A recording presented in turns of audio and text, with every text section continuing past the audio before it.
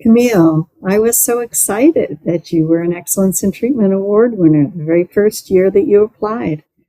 What do you think accounts for the tremendous effectiveness of Avery Lane? I think having a women's only environment is that number one piece that helps us kind of provide that feeling of safety and security. Many of our clients have a degree of trauma or PTSD that they have struggled with them in the past, which is why they choose a program like ours, because we are trauma specialized.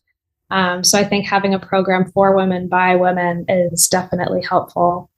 And then just, I think the use of a bunch of these different modalities that might not always be seen in treatment, our approach is rather unique.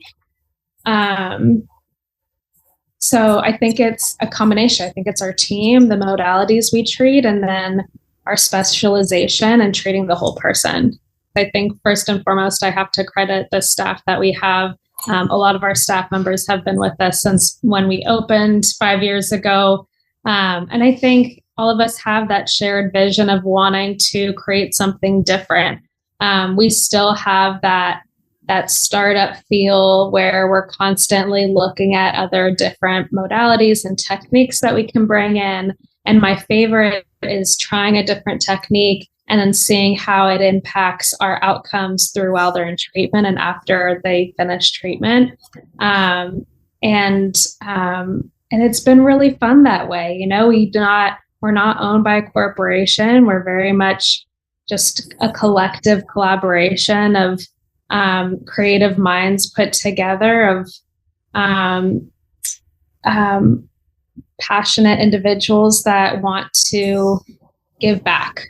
And I think that's how we start. And then I think the other piece is just treating the whole person, not just their addiction, treating their addiction as a symptom, and being able to look at them biologically, psychologically, socially, spiritually, and treating them in all of those ways, especially with the stress that comes along with treatment and running a program. The focus can be shifted away from your primary vision into creating a successful business. And one thing that I've constantly had to come back to for my own well-being is my why and why I started doing this in the first place. At the end of the day, I'm a woman in recovery wanting to give back to other women and that are wanting to become sober. And I think that's super important.